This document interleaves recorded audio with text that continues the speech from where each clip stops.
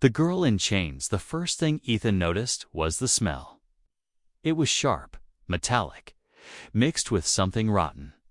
When he opened his eyes, the light above was too bright, cold, and white. The air felt heavy, like it was pressing down on him. He tried to move his wrists, screamed with pain. Cold steel cuffs bit into his skin. He was chained to a wall. Ethan's head throbbed as he looked around. The walls were metal, scratched and stained. The floor was wet. He could hear slow, heavy drips of water. Maybe it wasn't water. Somewhere far away, machines hummed, and once in a while, a loud mechanical clank echoed through the air. Across the room, someone moved at first. He thought it was a shadow, but then he saw her. A girl, not human. Her skin was pale blue, almost glowing in the cold light. Her hair was long and silver, tangled and messy, like it had not been washed in weeks. Her clothes were torn and dirty, and her arms were pulled back by heavy chains. She stared at him with wide-eyed eyes that shimmered with fear. For a long moment, neither spoke. Then her lips moved, whispering something in a language he didn't understand. Ethan shook his head slowly. She hesitated, then tried again, her words broken and rough in human language. "Use me. Hurt me. Just don't leave me here." Ethan's mind froze. What? Her voice shook, but her gaze was steady. If you own me, they won't cut me. Before he could answer, a sound tore through the air, metal scraping against metal. A door in the far wall hissed open. 2 alien guards stepped inside. Their skin was leathery and dark, their eyes like black stones. They wore armor made from something like bone. Each held a strange weapon shaped like a hook and blade combined. One of them walked toward the girl, grabbed the chain around her neck, and yanked. She stumbled forward with a small cry. Ethan pulled against his own chains, anger boiling in his chest. "Hey, stop," he shouted. The guard turned to him, head tilting as if studying a strange insect. Then it spoke in a guttural language Ethan didn't understand. The second guard pointed at him and barked something sharp. The girl's eyes widened.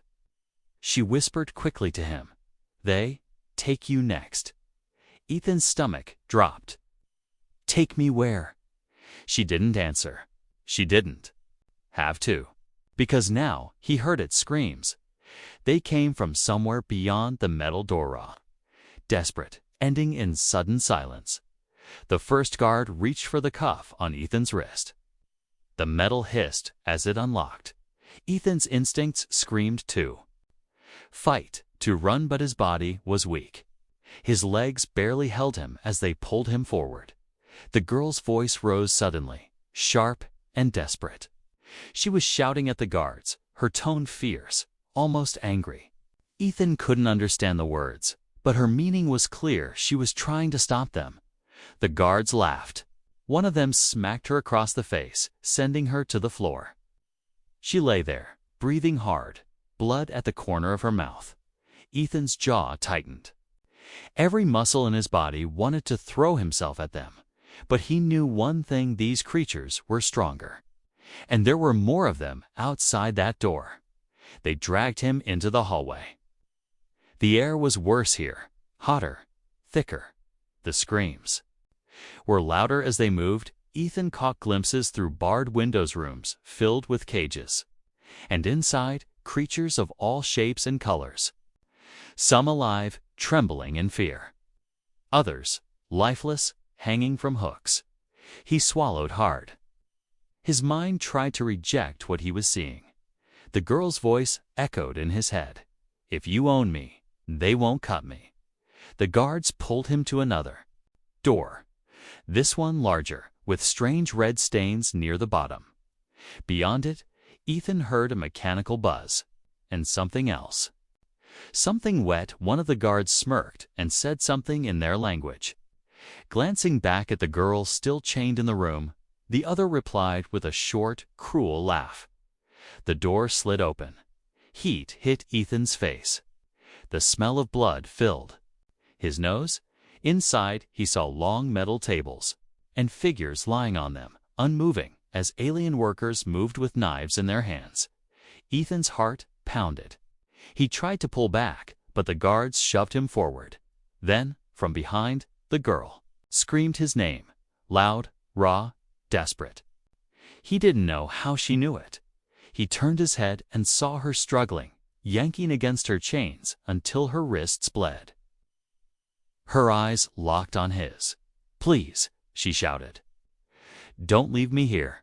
And then the guards pushed him into the room. Ethan's feet slid on the wet metal floor as the guards shoved him deeper inside. The room was alive with sound-buzzing blades, clattering trays, the hiss of steam, and the dull thud of something heavy hitting the ground. Rows of steel tables stretched across the chamber. Overhead, strange hooks on a conveyor belt carried limp bodies, some alien, some horrifyingly human, shaped down the line. The air was thick with heat and the stench of blood. Alien workers moved with chilling precision. Their hands were slick, their movements practiced. They didn't look at. Ethan didn't speak. This was their work. And they had done it countless times before. A guard yanked Ethan toward an empty table. A worker stepped forward, wearing a mask with a clear visor. His large black eyes studied him like a farmer might examine livestock. Ethan struggled, twisting against the guard's grip. "Get off me," he shouted. The worker made a clicking noise and reached for a tray of knives, some curved, some jagged, each one gleaming under the harsh lights. Ethan's chest tightened. This wasn't a prison. It was a factory behind him. The girl's voice cut through the noise.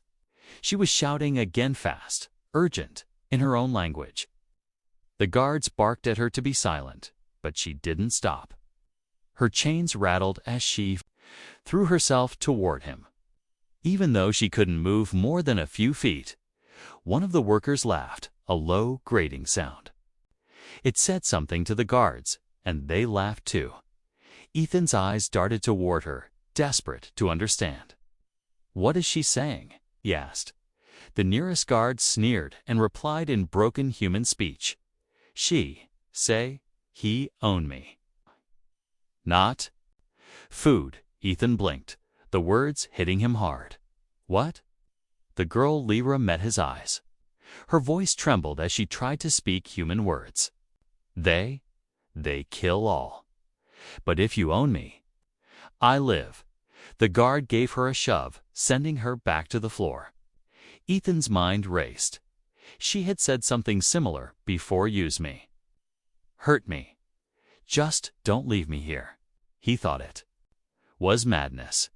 Now, looking around this room, seeing the conveyor belts and the knives, he realized it wasn't madness at all. It was survival. He turned back toward the worker. "What happens if I say she's mine?" The guard gave a cruel smile. "Law property, not food. You food." Ethan's jaw tightened. "And if I say she's mine, and I'm hers?" The guard tilted its head, confused by the idea. "Human cannot own human. You still food." Ethan's stomach churned. Lyra's plan might save her, but it wouldn't save him. And right now, the guards were making it very clear his turn was coming.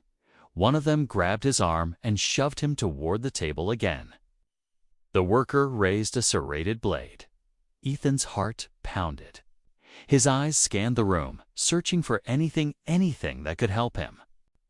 That's when he saw it, a row of glowing panels near the far wall. The guards tapped them every time they logged a new delivery. If he could reach one of those panels, maybe he could change something. The guard pulled at him again, but before Ethan could react, a sudden scream echoed through the room. Everyone stopped. It was Lyra. She had twisted her chains around her wrists and was pulling so hard that her skin was tearing. Blood ran down her arms, but she didn't stop. She screamed something in her language over and over. The guards cursed and turned toward her.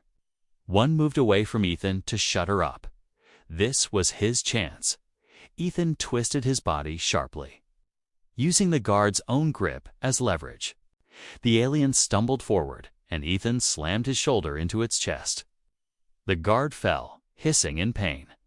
Ethan bolted toward the glowing panels. Second guard shouted and ran after him. He reached the console and slammed his palm against the largest button. A loud alarm blared, instantly shrill and mechanical. Red lights flashed across the room. The conveyor belts stopped moving, the hooks swinging slowly in place. The workers froze. Looking around in confusion, Ethan turned just in time for the guard to tackle him. The two of them hit the floor hard. The alien raised its blade. Before it could strike, something heavy crashed into it. Lyra. She had broken free from her chains. Her wrists were raw and bleeding, but her eyes burned with determination. She grabbed the alien's weapon and stabbed upward. Catching it under the jaw, the guard collapsed. Twitching. Ethan gasped for breath and looked at her in shock. You saved me." She shook her head. "No, we save. Together." Another alarm sounded different this time. Louder, closer. Lyra's face went pale. "They come. Many guards." Ethan's stomach tightened. "Then we run." She grabbed his arm, pulling him toward a side door he hadn't noticed before. "This way. I know path. But you must say it." "Say what?" "That I am yours." The noise of boots echoed in the hall behind them. The door in front of them was there. Only chance. Ethan didn't have time to think about the morality of it or how wrong it felt. If it kept her alive, if it kept them both alive. He looked into her eyes and said, loudly and clearly, "She's mine." Her breath caught. The words were sharp, ugly, but they were also her shield. And as the door slid open, revealing the darkness beyond, Ethan knew one thing for certain. This was only the beginning. The hallway beyond the side door was narrow, lit by a sickly green glow from strips along the ceiling. The air was damp, and every step echoed too loudly, making Ethan's nerves burn. Lyra's grip on his arm was surprisingly strong for someone so thin. She moved quickly, almost dragging him, her bare feet silent against the metal floor. "Where are we going?" Ethan whispered. She didn't answer right away, just kept glancing over her shoulder, listening for the sound of boots or weapons. Finally, she murmured, "To Record's room. If they see, you own me. They can't cut me." Ethan's mind was still trying to process what that meant. In his world, the idea of claiming a person was disgusting. But here, in this place, it was a law that could mean the difference between life and death. They turned a corner and nearly ran straight into a pair of alien guards. The moment the guards spotted them, one raised a Wapara-long spear-like device that crackled with electricity. The other guard's eyes narrowed at Ethan, but then slid toward Lyra. One of them barked a question in their guttural language. Lyra stepped forward, shoulders squared, and shouted back. Ethan couldn't understand the words, but the tone was fierce, commanding. She pointed at him, then at herself, then crossed her wrists in a gesture he didn't recognize. The guards hesitated. Ethan realized they were waiting. For him, Lyra's voice dropped to a whisper only he could hear. "Say it now." What? Chest tightened. Every part of him hated the thought. But behind them, the alarms were still blaring, and footsteps were coming closer. He stepped forward, meeting the guard's black, pitiless eyes. Slowly, clearly, he said in their language mimicking the words Lyra had whispered to him earlier, "She is mine." The guards' expressions shifted. They shared a quick glance, then checked a small device on one of their belts. It emitted a faint hum as if recording the moment. Finally, one guard gave a sharp nod. He gestured for them to move along, then muttered something to the other, something Ethan couldn't catch. But that made Lyra's eyes darken with unease. Once they were out of earshot, Ethan asked, "What did he say?" Lyra's voice was flat. He said, "It doesn't matter. You will not survive the games." Ethan frowned. Games. They reached a heavy door with glowing red symbols. Lyra pressed her palm against a panel, and the lock hissed open. Inside was a small, dimly lit chamber filled with tall shelves. Strange crystals and glowing data cubes floated above the racks, slowly spinning. Lyra moved quickly, scanning the shelves until she found one marked with an orange stripe. She pulled out a thin slate covered in alien script and pressed it into Ethan's hands. "This is record, says you own me. Must show to overseer before slaughter shift begins again." Ethan glanced at the strange writing. "And what about me? Is there something that says I'm not food?" She hesitated, then shook her head. "No law for you. Only win freedom. Win?" She finally met his eyes. "Arena. Fights. You survive. They let you go." Ethan's stomach twisted. "And? If I don't, they cut you, sell parts."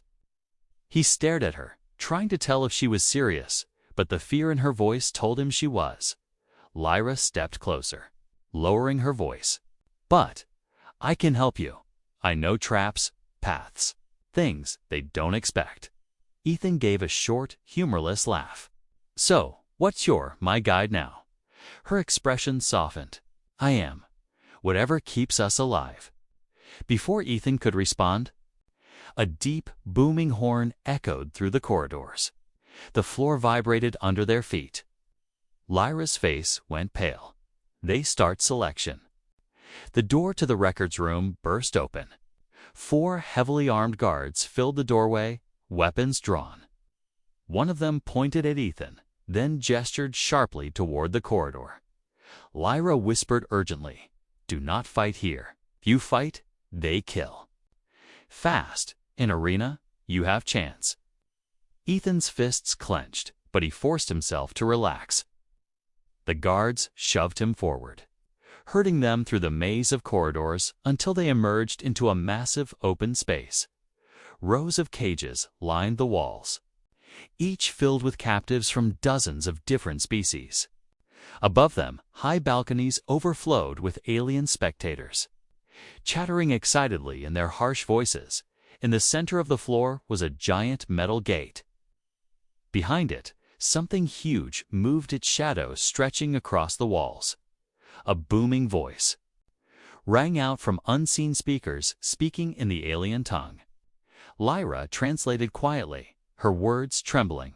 "They say, 'This is first round. Easy round.'" The gate began to rise. Ethan saw claws, teeth.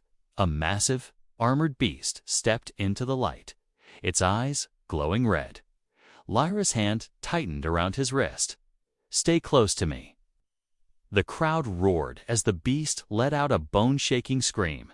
And then the gate slammed shut behind them. The roar of the crowd was deafening. It pounded in Ethan's ears like thunder, drowning out the pounding of his own heartbeat. The arena floor beneath him was rough metal, stained with dark, dried patches. That didn't need explaining. High walls surrounded them on all sides, topped with sharp, hooked spikes. Above, alien faces stared down from tiered balconies, their eyes glowing in excitement. Their voices a chaotic chorus of shouts and laughter. The beast in front of them was massive. Its body was covered in thick, scale-like plates, each edged in jagged spines. 4 legs, each the size of tree trunks, ended in claws that scraped deep grooves into the floor with every step. Its mouth was a mess of serrated teeth, drool dripping onto the ground where it hissed and sizzled. Ethan swallowed hard. "What is that thing?" he whispered. Lyra's voice was steady, but her eyes stayed locked on the monster. "Craggle. They use for sport. 1 bite, you die." The Kraggle's head swung toward them, its red eyes glowing brighter. The chains on its legs clattered and then, with a loud snap. The locks released, the crowd erupted into cheers. The beast charged. Ethan dove to the side, the ground shaking as the Kraggle's claws slammed down where he had been standing. A deep scratch ripped through the metal floor. "Don't run straight," Lyra shouted, already moving toward the far wall. "It hunts in line zigzag." Ethan stumbled to his feet and followed her lead, darting left and right as the beast lunged after them. The Kraggle was fast for its size, each movement a blur of muscle and spikes. Its jaws snapped shut inches from Ethan's back. The rush of air cold on his neck. They ducked behind a pile of rusted metal debris from past battles. The Kraggle rammed into it, sending shards flying in every direction. One jagged piece sliced across Ethan's arm. Lyra grabbed his hand, pulling him away. "No, stop. It smells blood." They ran toward the center of the arena, where a cluster of broken support beams jutted up like the bones of some giant creature. The Kraggle followed, its claws screeching against the floor. Ethan's eyes darted upward. There were loose panels and dangling chains hanging from the arena ceiling. He had an idea, but it was risky. "Lyra, can it climb?" He shook her head. "Too heavy." "Good then, get it under those chains." She hesitated only a moment before nodding. "You distract. I guide." Ethan's pulse spiked. "Wait, how do I distract a giant murder lizard?" Her lips curved into the smallest smirk. "Don't die." And then she was gone, sprinting wide around the beast. She shouted in her language, her voice sharp and taunting. The Kraggle turned toward her, its tail whipping dangerously. Ethan grabbed a length of metal pipe from the ground and banged it hard against the floor. The sound rang out, sharp and echoing. "Hey, over here!" The Kraggle's head snapped toward him. It hissed and charged, exactly as he hoped. He ran, weaving through the support beams, until he was directly under the cluster of hanging chains. Lyra had climbed partway up one of the beams, waving her arms and shouting at the beast, making it spin and snarl as the Kraggle lunged toward Ethan. Lyra yanked on one of the chains. With a loud crack, a section of the ceiling broke loose. Heavy steel beams and jagged panels crashed down onto the beast's back. The Kraggle roared in pain, its armored plates cracking under the impact. Ethan didn't hesitate. He sprinted forward, grabbing one of the fallen panels, and drove it hard into the creature's exposed side. The Kraggle thrashed violently, throwing Ethan to the ground. He rolled just in time to avoid being crushed by its tail. Lyra leaped from her perch, landing beside him. Together, they grabbed the panel again and pushed with all their strength. The metal pierced deeper into the Kraggle's side, and with a final shuddering roar, the beast collapsed. The arena fell silent for a moment. Then the crowd erupted into wild cheers. Ethan lay on the ground, gasping for breath. Lyra knelt beside him, her silver hair sticking to her face with sweat. Her voice was quiet but firm. "You fight like no human I have seen." Ethan managed a weak grin. "And you fight like no one I've ever met, human or not." Before they could say more, the booming voice of the announcer filled the air again, echoing through the arena. Lyra's eyes darkened as she translated. "They say, round 1 complete." Ethan frowned, and her voice trembled. "Now, the real games begin."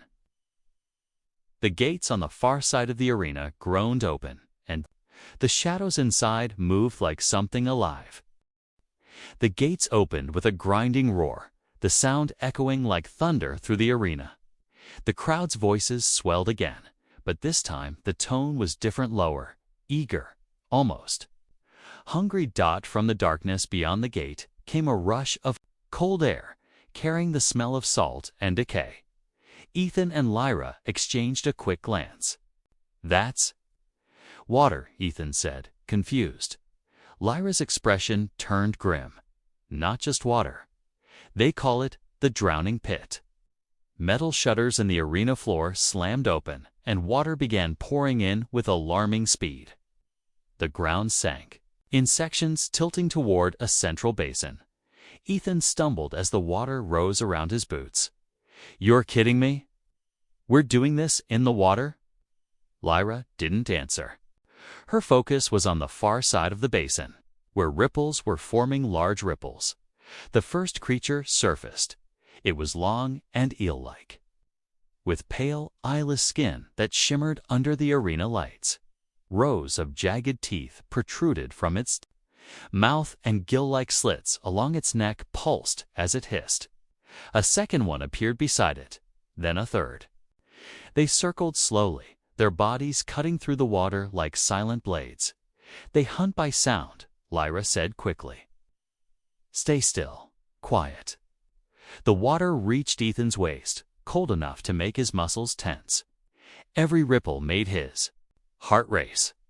One of the eels darted toward them, but Lyra moved with surprising grace, diving under and coming up behind it.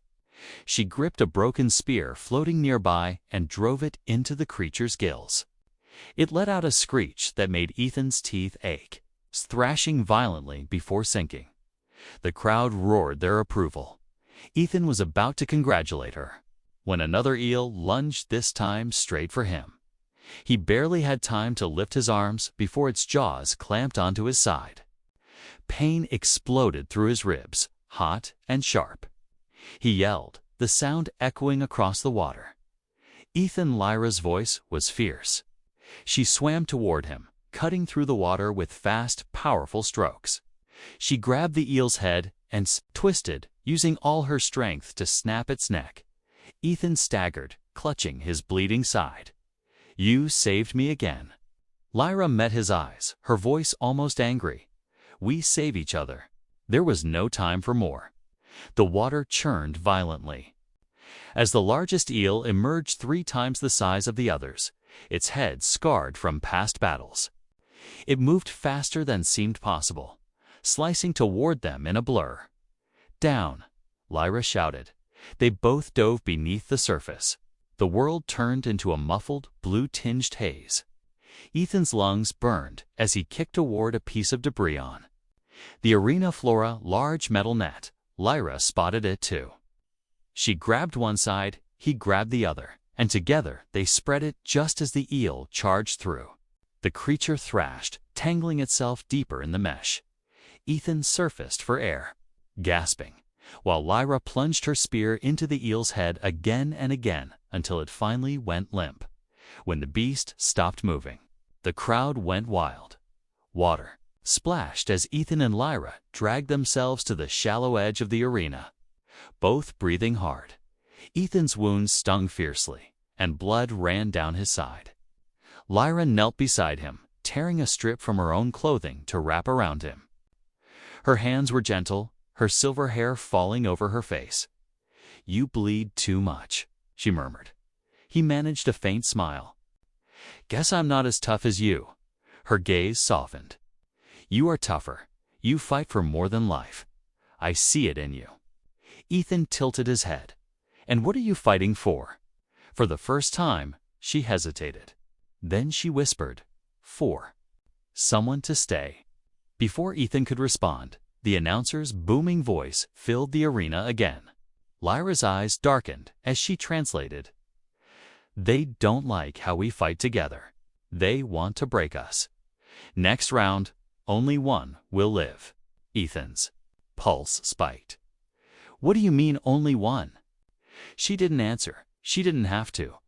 The gates on opposite sides of the arena began to open, revealing a narrow bridge of metal suspended over nothing. It was clear now. The next round wasn't about killing the enemy. It was about choosing who didn't make it to the end. The crowd was strangely quiet now. It wasn't the roaring, bloodthirsty chaos of before. It was a low, eager hum, like thousands of voices holding their breath.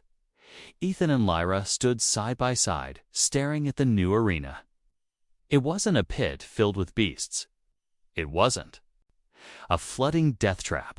It was a single narrow bridge of rusted metal suspended high above a black void. The edges of the bridge had no rails, no supports, just a drop so deep the bottom was lost in shadow. And on the far end, a single glowing doorway pulsed with soft blue light. Lyra's voice was cold. One door, one pass. Law says, only one survives. Ethan felt his stomach turn, and the other. She met his gaze, her silver eyes unreadable. They fall. The announcer's voice boomed overhead, rolling across the arena in the alien tongue. Lyra didn't need to translate. The meaning was clear. This was the final choice the guards had whispered about earlier. The crowd cheered again, louder this time. They wanted to see who would betray who. Ethan's grip tightened on the metal spear he still held from the last round. So, what? They want us to fight. Lyra's gaze dropped for a moment. If you fight me, you win. You are stronger. But she looked up, and for the first time since they met, there was no mask on her face. I don't want to fight. The gate behind them clanged shut. There was no going back. Ethan stepped onto the bridge first. It creaked under his weight, the sound echoing into the void below. Lyra followed, silent, her steps light, halfway across. The lights above flickered and a section of the bridge behind them dropped away, vanishing into darkness. The crowd howled in delight. They make it smaller, Lyra said flatly. No escape, no tie. They reached the middle. The doorway to freedom was still a long way ahead. Ethan turned to her. Listen to me. We're both making it out of here. She shook her head. You can't. If to step through, they kill both. Ethan's mind raced. Every part of this place was built on cruelty and fear. If they wanted a show, maybe he could give them one that didn't go the way they planned. The bridge swayed as a gust of air rushed up from the depths. Lyra's silver hair whipped across her face. Then, without warning, she shoved him hard toward the edge. Ethan's boot scraped against the metal, and for a heartbeat he was sure he was going to fall, but he caught the bridge's side, pulling himself back up. What the hell are you doing? He shouted, her voice cracked. You live, human. Please, live. I have nothing. But you can still go home. Ethan's heart pounded not from the near fall, but from the desperation in her voice. He'd heard her beg before, but never like this. She stepped back, raising her hands, ready to push again if she had to. Do it. Throw me. He stared at her for a long moment. Then, slowly, he lowered his spear. No. Her eyes widened. You don't understand. I understand perfectly, he said. If you wanted someone to stay, I'm staying. A shout from the crowd rose as the bridge began to tilt. Somewhere above, massive chains were turning, pulling the bridge at an angle to force a fall. Ethan moved fast. He grabbed Lyra around the waist and ran not toward the doorway, but toward the far support beam where the bridge was anchored. What are you? She started, but he cut her off. Trust me. At the last second, Ethan leaped, dragging her. With him, they landed on the beam's side platform, clinging to the cold metal as the bridge behind them tore free completely and plunged into the void. The crowd gasped, voices rising in angry confusion. This wasn't how the game was supposed to end. Below, the void swallowed the bridge. But Ethan and Lyra clung to the beam, hidden from most of the arena's view. They don't know where we are, he whispered. Lyra stared at him like he was something she'd never seen before. You'd rather break their law than win. He gave her a tired grin. I'd rather break everything than lose you. From somewhere above, a deep, furious horn sounded. The gates on the far side rumbled open, and the shadow that stepped forward made Ethan's blood run cold. It wasn't another beast. It was a towering alien warlord, armored head to toe. Holding a blade as long as Ethan was tall, Lyra's voice was a whisper. The champion. Final fight. The warlord's armor gleamed like black glass under the harsh arena lights. Every step he took shook the platform, the metal groaning beneath his weight. His helmet had no visible eyes, only a thin slit that glowed faint red like a coal ready to burst into flame. The crowd fell into a tense silence. Even they seemed to know this was no ordinary fight. Lyra's grip tightened on Ethan's arm. Her voice was low, urgent. He is called Varkesh, champion of 10 years. He kills fast, for show. Ethan's eyes stayed on the massive blade in the warlord's hands. It was long, curved, and humming faintly a sound that set his teeth on edge. Fast for him, Ethan muttered. But maybe not for me. The warlord stopped a few paces away, lifting the blade in a slow, deliberate salute. Then, without warning, he lunged. Ethan barely managed to roll aside, the blade slicing the metal where he had just been standing. Sparks exploded upward. Varkesh turned smoothly, his movements far too precise for someone his size. Ethan ducked another swing, feeling the wind of the weapon whip past his face. The warlord spoke in a deep, gravelly tone that Ethan couldn't understand. Lyra's voice was tight as she translated between dodges. He says, "Humans are weak. He will return me to the slaughterhouse when you die." Ethan's jaw clenched. "Tell him." He ducked another slash, that he'll have to crawl back there headless. The platform swayed under their movements. Ethan knew he couldn't match the warlord's strength. Every strike shook his arms to the bone. But there were gaps in the armor, small openings at the joints. He just had to live long enough to reach one. Lyra moved along the edge of the platform, distracting Varkesh with sudden shouts and feints. The warlord's attention flickered between them, his frustration growing. Ethan spotted his chance when the warlord swung wide. Instead of backing away, Ethan stepped into the blow, letting the blade pass just inches from his back, and jammed his spear into the gap beneath the warlord's arm. Varkesh roared, spinning with enough force to fling Ethan across the platform. He hit hard, his ribs screaming in pain, but he forced himself up. The warlord came again, relentless. Ethan grabbed a loose chain hanging from the overhead supports. As Varkesh closed in, Ethan looped the chain around the warlord's weapon and yanked with everything he had. The blade wrenched sideways, jamming into the platform's railing. Before Varkesh could free it, Ethan rushed forward and drove the spear deep into the exposed joint at the warlord's neck. The champion staggered, his massive body tilted toward the edge. Lyra screamed something in her language. Ethan didn't know if it was warning or encouragement, but he shoved with all his strength. Varkesh's foot slipped on the slick metal, and with a final thunderous crash, he toppled into the black void below. For a heartbeat, there was silence. Then the arena erupted. Not with cheers this time, but with chaos shouts, arguments, furious roars from the overseers. The champion had never fallen before. Lyra grabbed Ethan's hand, pulling him toward the far gate. Now, law says winner is free. They can't stop us in front of all. They ran, pushing past stunned guards until they burst into a wide corridor lit by warm, golden light. At the end stood a great archway, beyond it, open sky. Ethan slowed, almost in disbelief. Is this really it? Lyra's steps faltered. She looked at him, her voice quiet. Yes, but you could leave me. No law says champion must take anyone. He stared at her for a long moment, then shook his head with a faint smile. Guess we'll have to break another law then.